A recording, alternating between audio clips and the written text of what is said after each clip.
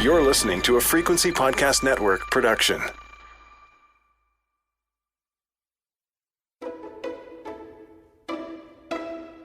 On Friday, Canada will get some new economic data. That data will determine, among other things, if the Bank of Canada might hike interest rates yet again.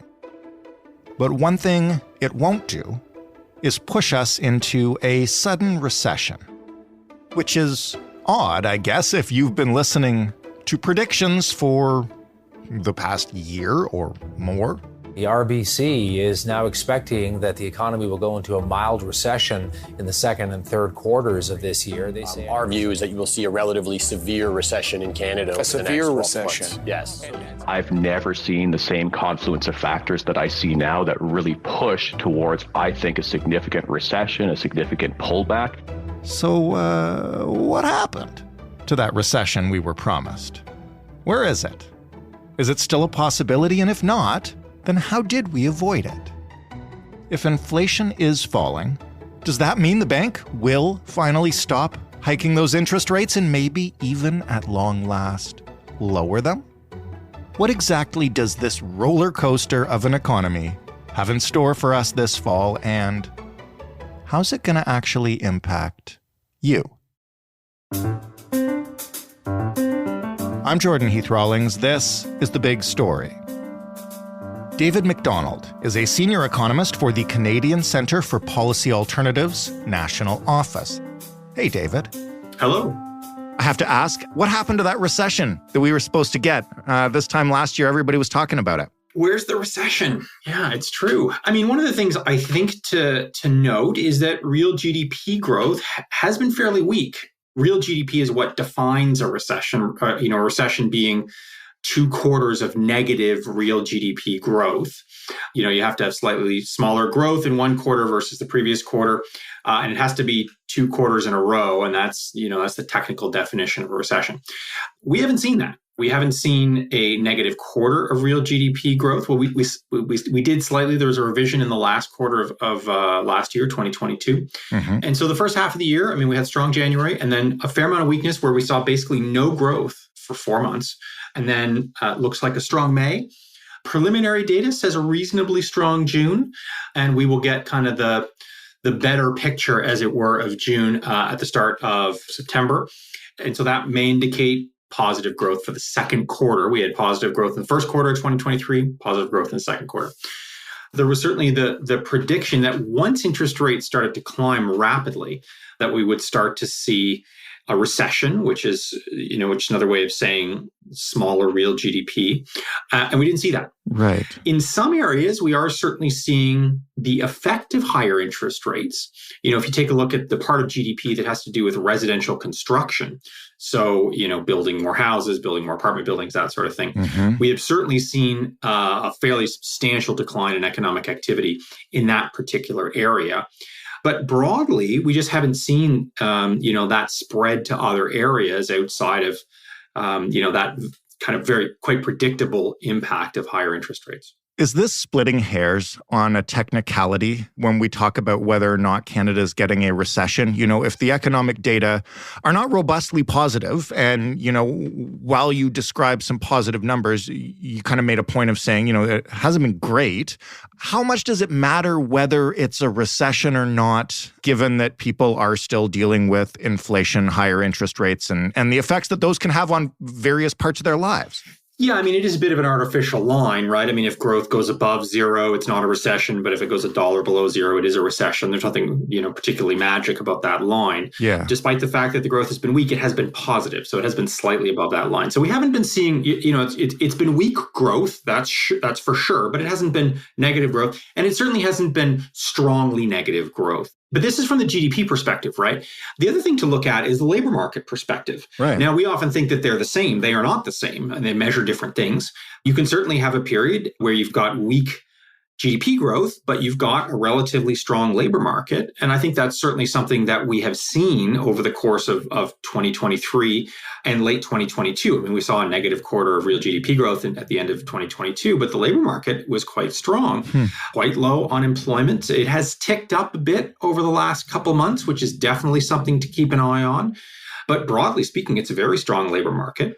Interestingly, certainly for the last 6 months now, I believe, we've actually seen wage growth, hourly wage growth, exceed inflation. Right. We had 2.5 years of inflation being well ahead of wage growth. So workers, falling further and further behind, not keeping pace with inflation. And that situation has reversed now. We are seeing real wage increases vis-a-vis inflation. And so I think it's very much worthwhile keeping an eye on the unemployment rate, which has been ticking up slowly over the course of the summer. But again, it's still relatively low, all things considered. And so it continues to be a relatively strong labor market, despite the fact that, as we've been saying, real GDP growth has been pretty weak over the course of several months, certainly at the start of 2023. I have seen a couple of arguments recently from economists arguing that we might want a recession for the long-term health of the country and individuals' finances. Before I get your opinion on that, can you just explain to us why some people might see it that way, even if you disagree? Yeah, why do people want a recession? One of the reasons is that we have inflation. Yeah. And so the idea is that to get inflation down, the pathway to that is to have less money in consumers' pockets. So they can't spend that money and they can't drive inflation higher. And so certainly, we saw data point on inflation below 3%. So, the Bank of Canada is targeting between 1% and 3%, with the midpoint being 2%. We saw, one data point importantly below that 3%. The next one came in above that 3%. But potentially more importantly, the measures that the Bank of Canada follows, it kind of has its own custom version of CPI that excludes some of the, food and gas to focus more on some of the core inflation. And that has remained well above the 3%, which is sort of the top of the range where they want to see it. So how do you get inflation down? Well, you cause a recession. I mean, that's one of the routes. A bunch of people lose their jobs.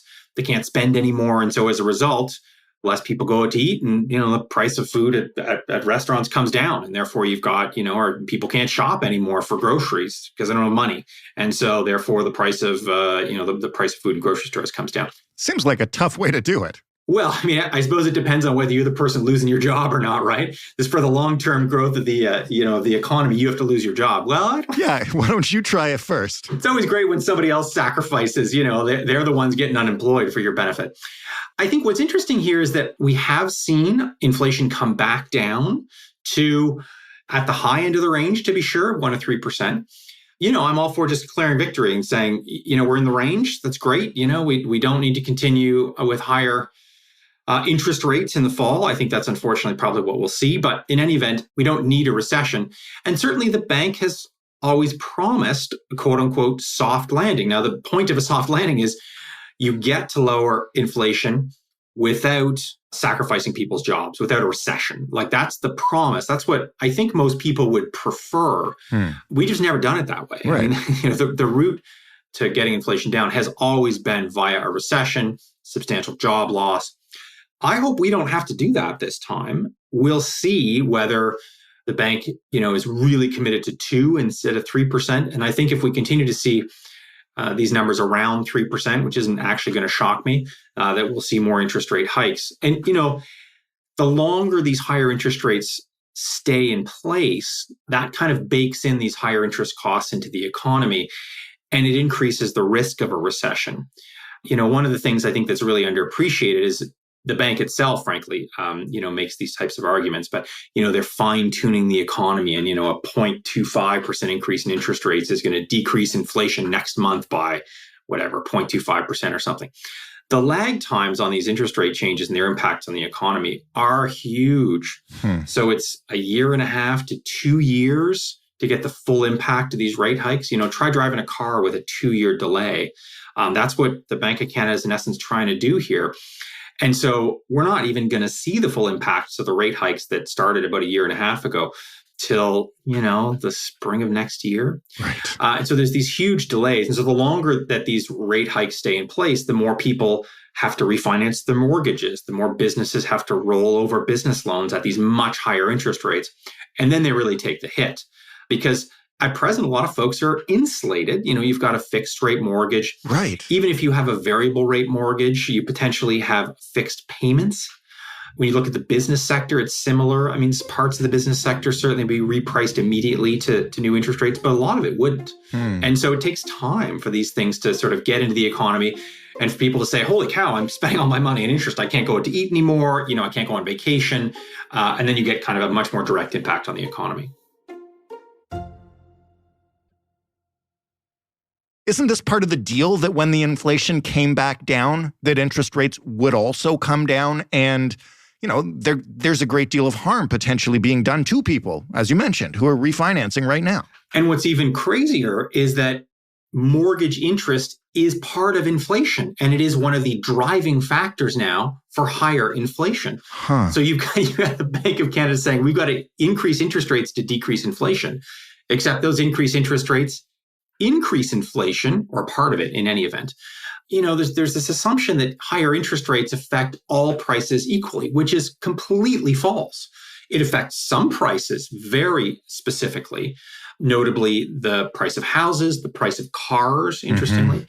It tends to decrease those prices, other things being equal, but it also increases other parts of inflation. So it increases the cost of rent, because people can't buy houses, and so they stay in the rental market. And it increases mortgage interest costs as a kind of direct effect of having higher interest rates. And so it's not immediately clear in the short term that these higher interest rates are going to make inflation lower. I mean, it could if house prices fall faster than mortgage interest costs go up.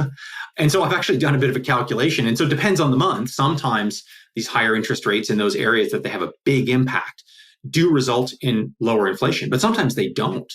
And so this is one of the interesting features of kind of living through this, that inflation is built up from actual prices. And some of those prices don't go the opposite way of interest rates. Some of them go the same way as interest rates. You raise interest rates, the interest rate portion of CPI goes up. And so, this is going to be pretty obvious to homeowners saying, look, I'm paying a lot more in mortgage interest costs. My inflation on interest costs is going up. And that is absolutely true. It's being largely offset by declines in house prices and declines in the cost of real estate transaction costs. One of the other things that higher interest rates, other things being equal, are going to do is drive down car prices. Which are insanely high right now, I believe. Which are insanely high, but it doesn't matter because, you've got such a backlog of cars that we haven't really seen that impact yet. In other things being equal, in other circumstances, you would see that impact. We really haven't seen that impact yet of big declines in car sales as a result of much higher car loan interest as well, which is related to interest rates. Since you just mentioned housing, this is one of the things I'm really curious about. It's been an incredibly hot topic this summer. And by that, I mean like an incredibly politicized topic. It's the chief line of attack for the federal opposition. It was number one on the agenda at the Liberal government's cabinet summit last week. What happens to the economy when it's so dependent on housing, whether that's home prices, homes as an investment, mortgage payments, etc., if the federal government or provincial governments decide to really get serious about the housing crisis? One of the interesting impacts of higher interest rates is much lower residential investment on the GDP accounts. So builders are building at a time when we, if anything, need a lot more housing, because interest rates are so high and builders aren't sure that they can move houses and make money on, new construction. And in addition, it, changes their own economics. So this is one of the biggest declines that we've seen in the various GDP accounts is residential investment as a result of higher interest rates, one of the most predictable impacts. And so if anything, if we want to have more houses, I don't think there's a lot of disagreement that we should be having more housing. The private sector is not going to do it. I mean, high interest rates mean the private sector is not going to do it. And so if anything, there's a much greater case for public involvement in residential investment, building apartment buildings, purpose-built rental. Now is a time for governments to be involved in this area like never before, One of the interesting features of much higher interest rates is the federal government could offer much more subsidized interest rates. And now that makes a big difference for new developments of a particular kind. So, you'd say, look, it has to be non-market housing. So you're not charging whatever the market will bear. You're charging what you need to sort of cover your costs. And the federal government says, look, we'll provide you a loan at 0% interest or something like that. 2 years ago, 0% interest didn't really matter that much because interest rates were super low. Now it matters a lot more. You go back to the 70s or 80s, you could pick years when half of all new units being built in, say, apartment buildings were being built and funded by the federal government. Yeah, we've done episodes about how that stopped and the impact that it's had, the outsized impact it's had on affordable housing in this country. Yeah, and so there's a lot of catch up to be done there, to be sure. Now is a great time to do it. 5 years ago would have been a great time to do it. And so this is certainly gaining traction. And so, I hope that there is a much bigger push to the construction of affordable housing, non-market housing, that isn't just like pave farm fields outside big cities and put mansions up, put single family homes up, and put people down highways. Like, that's not the solution, right?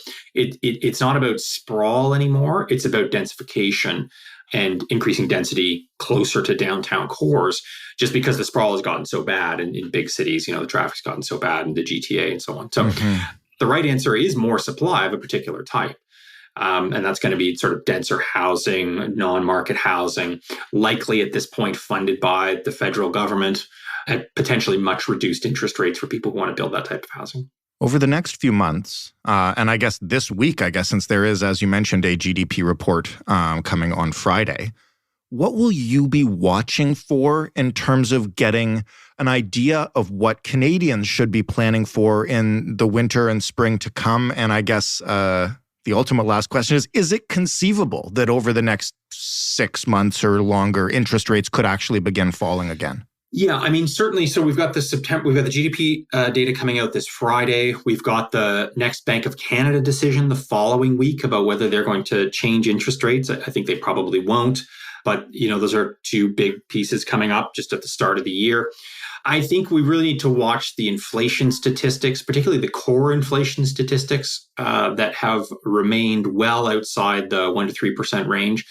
The longer they stay outside of that, in addition, just the mainline number, if the mainline number stays at around 3%, I think all of those likely mean that we're not going to see decreases in interest rates, but rather we're going to see further increases in interest rates. I think what the bank wants to see is a sub 2%, a couple months of sub 2% inflation figures, like 1.8, 1.9. Yeah. We're not going to get there for a while, unfortunately. And so what that may well mean is more interest rate increases rather, not fewer.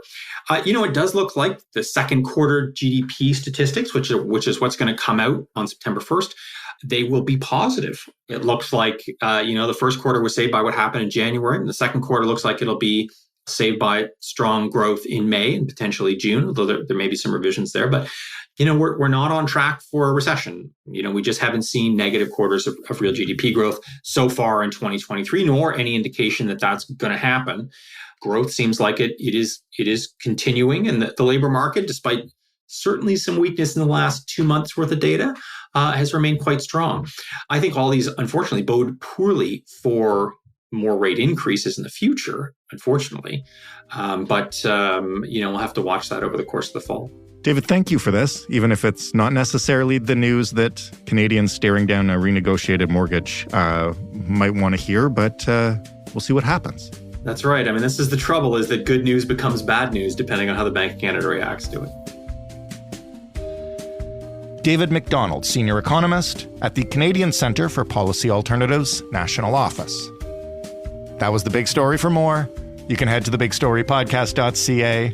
You can also reach out to us on Twitter. We're at TheBigStoryFPN. Let us know what you think of deep economic episodes. I wonder if it's to everyone's taste. I also think it's one of the few topics that will hit everyone at some point this fall. If you want to write to us, you can use email, send it to hello@thebigstorypodcast.ca. And if you just want to call us and talk, you can do it. Leave a voicemail, 888-935-5935. You can get The Big Story anywhere you like. And of course, on smart speakers, you just ask them to play The Big Story podcast. Thanks for listening. I'm Jordan Heath Rawlings. We'll talk tomorrow.